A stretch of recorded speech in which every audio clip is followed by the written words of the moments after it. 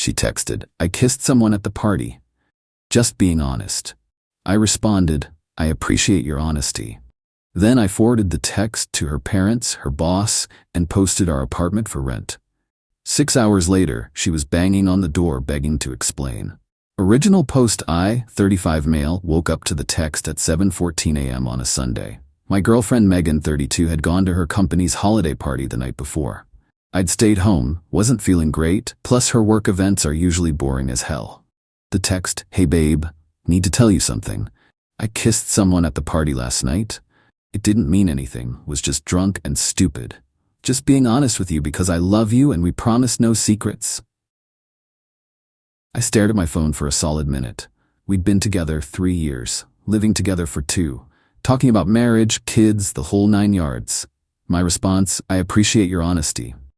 Then I got up and made coffee. See, here's the thing about Megan. She has this pattern. She does something crappy, then confesses immediately, like that somehow makes it okay. Like, honesty is a get-out-of-jail-free card. Crashed my car last year while texting, told me right away so I couldn't be mad. Spent our vacation fund on designer bags, but she was honest about it. This time felt different though. This wasn't money or property. This was trust. While my coffee brewed, I made some decisions. First, I took a screenshot of her text. Then I opened my laptop. Email number 1 went to her parents, Harold and Dorothy. Super conservative, religious folks who still think we're living in sin because we're not married. Subject line: "Thought you should know." Harold and Dorothy, Megan wanted me to share that she kissed another man at her company party last night. She felt being honest was important. I agree. Thought you should know what's happening in your daughter's life. Best, James. Attach the screenshot. Email number 2 went to her boss, Patricia. Now I know what you're thinking. That's too far. But here's the context. Megan's a senior HR manager. She literally fired someone 2 months ago for inappropriate conduct at a company event. The guy had flirted with a coworker. That's it. She gave me the whole sanctimonious speech about maintaining professional standards and setting an example. "Patricia, I felt you should be aware of an incident at last night's company party. Megan has informed me she engaged in inappropriate physical contact with another attendee.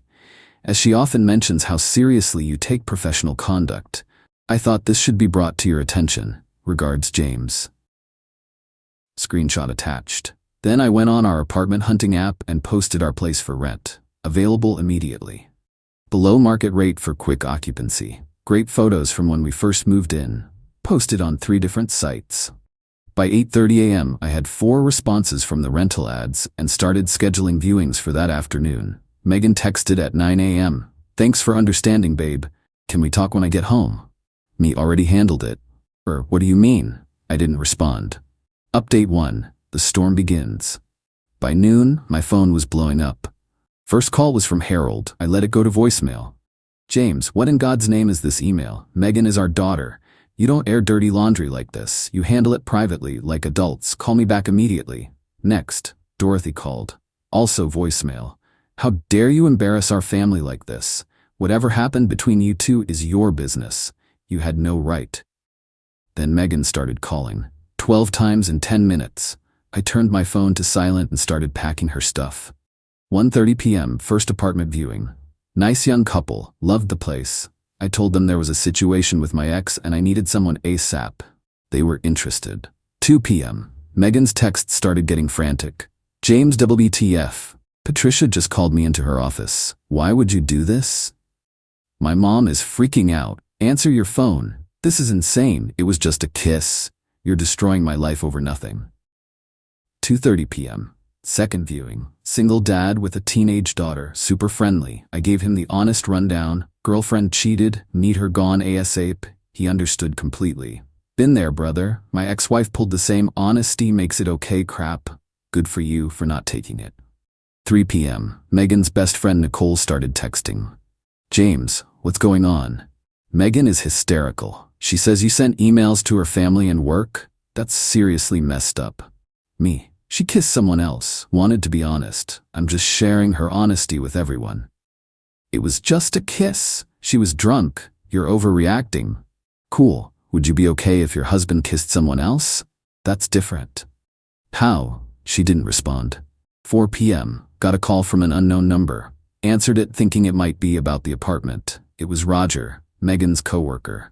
Hey man, this is Roger from Megan's office. Look, I think there's been a misunderstanding. Roger? The married Roger? The one with 3 kids Roger? Silence. You kissed her? It wasn't. Look, we were both drunk and I hung up. Married Roger. She kissed married Roger. The same Roger she's always texting about work stuff. The same Roger she had to do that urgent project with 2 weekends ago. 5:45 p.m. I selected the tenants. The young couple could move in January 1st. Sent them the lease agreement. 6 p.m. That's when the banging started. Update 2. The confrontation. Bang, bang, bang, bang. James, open this door right now. I looked through the peephole. Megan was there, mascara streaked, hair a mess. Nicole was with her, arms crossed, looking pissed. I opened the door but kept the chain on. We need to talk, Megan said. We are talking. Let me in. This is my apartment too. Actually, it's not. My name's on the lease. You're just a month-to-month occupant, I added, and I've given you 30 days notice as of this morning. Her face went white. You can't be serious. I already have new tenants lined up. James, please, it was a mistake. I was drunk. Roger was there. It just happened. Roger, married Roger. She looked down. You talked to him? He called, trying to do damage control, I guess. How long has it been going on? It hasn't. It was just last night. The urgent project 2 weekends ago? Silence. The Tuesday night team building hat dinners? More silence. Nicole jumped in. Megan made a mistake, but she told you immediately. She was honest. That has to count for something. You're right, I said. Her honesty counts. That's why I honestly told her parents and her boss about it. That's different, Megan cried. You're trying to ruin my life. No, I'm just sharing your truth. You wanted honesty in our relationship, right? Well, honest relationships don't exist in vacuums. If you're proud enough of your actions to tell me, you should be proud enough for everyone to know. I could lose my job. You fired someone for flirting. You made out with a married subordinate. Yeah, you probably should lose your job. She started sobbing. Where am I supposed to go? Not my problem. Your stuff's in boxes by the door. Take them and leave. Baby, please. I love you. It meant nothing. If it meant nothing, you wouldn't have done it. And if you loved me, you definitely wouldn't have done it. Nicole tried a different approach. James, you're hurt, I get it, but throwing away 3 years over one drunken kiss, that's insane. One kiss? Nicole, she's been having an emotional affair with Roger for months. The kiss is just what she got caught doing. That's not true. Megan protested. I pulled out my phone and showed them my credit card statement. Lunch charges, twice a week, always for 2 people. Always on days Roger's wife was out of town. That breakfast charge from last month when you said you were at the gym? GPS shows you were at Roger's neighborhood. Megan's face crumbled. You've been tracking me? No, I was reviewing our finances last week to budget for the engagement ring I was planning to buy you. Noticed some patterns. Didn't say anything because I trusted you. Guess that was stupid. That broke her. Full on ugly crying. I'm sorry. I'm so sorry. I'll end it with Roger. I'll quit my job. I'll do whatever you want. What I want is for you to leave. Update 3. The escalation. The next 48 hours were insane. First, Patricia called me Monday morning. James, this is Patricia Williams from Everstone Solutions. I'm calling regarding your email about Megan. Yes. While I appreciate your concern, this is a company matter. We'll handle it internally. Of course, I just thought you should have all the information, especially since Roger Morrison is married and reports to Megan. Long pause. Roger reports to Megan? For the last 6 months, yeah. She oversees his department. I see. Thank you for the information. She hung up. Megan was fired by lunch. The texts from Megan turned dark fast. I got fired. Are you happy now?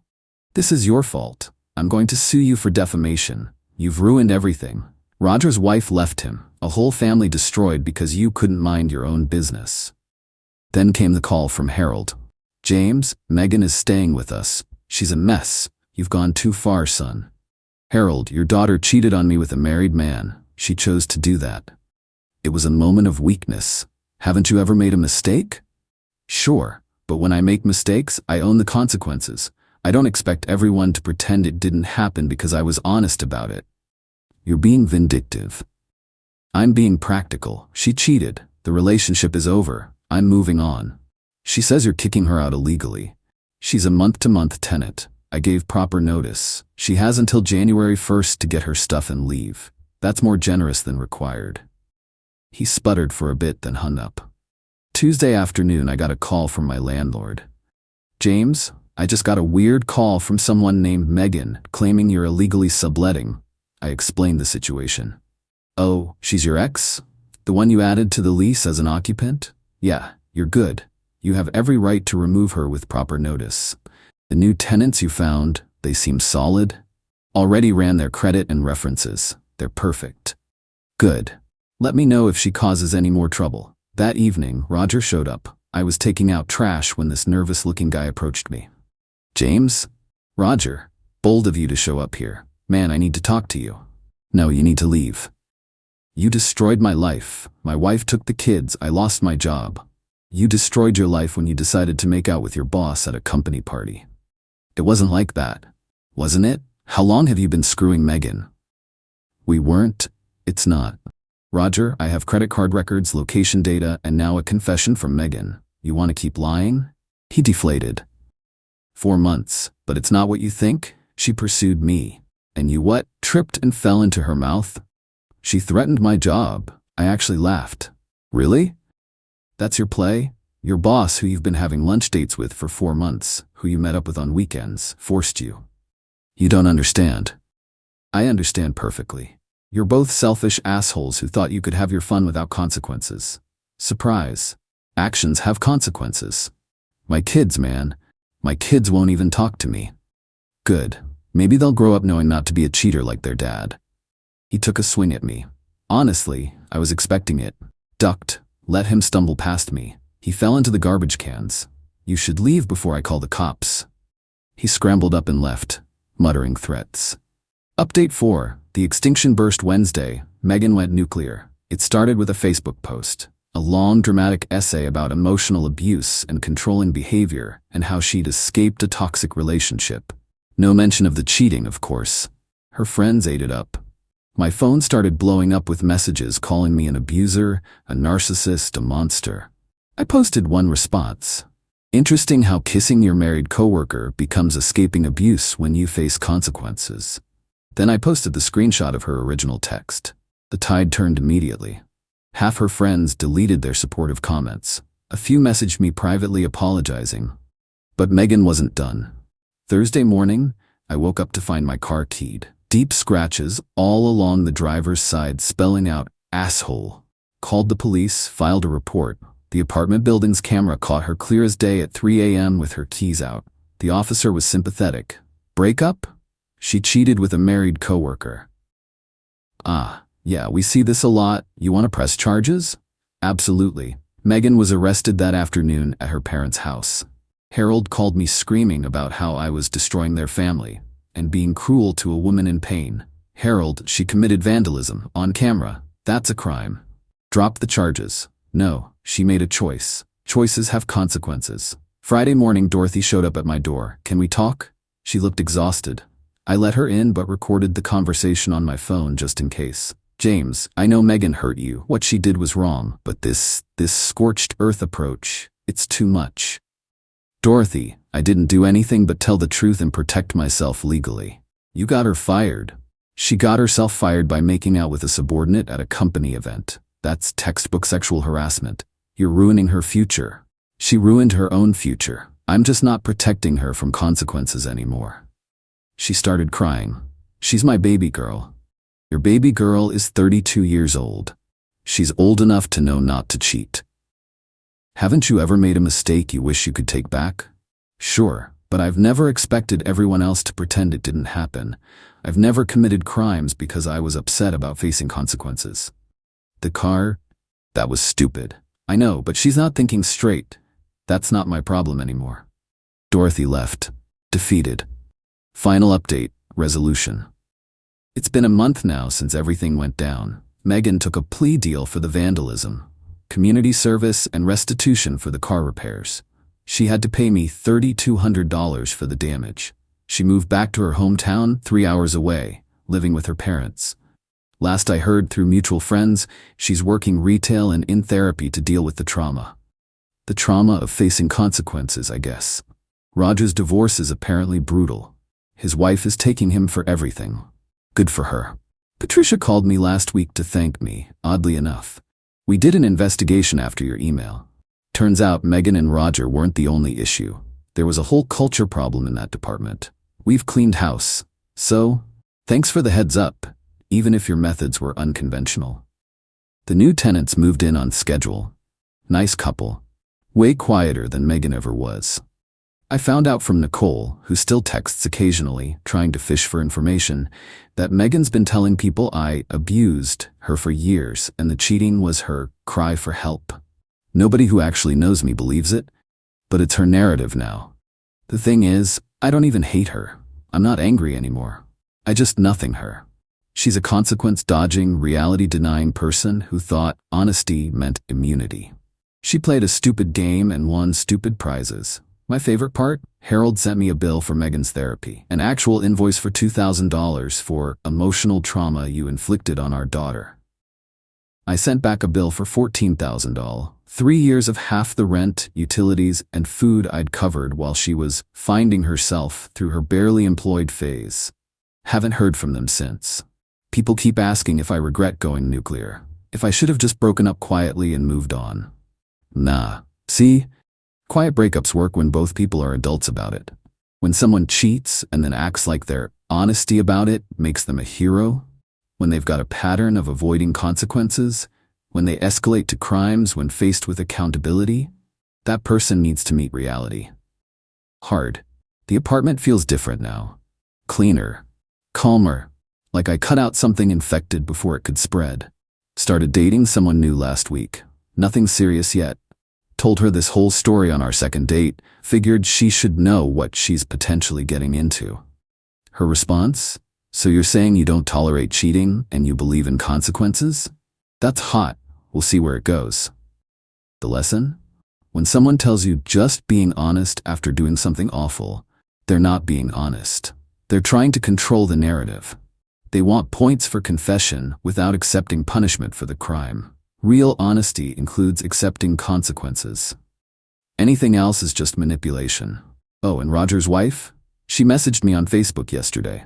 Just 2 words, thank you. I didn't respond, but I smiled.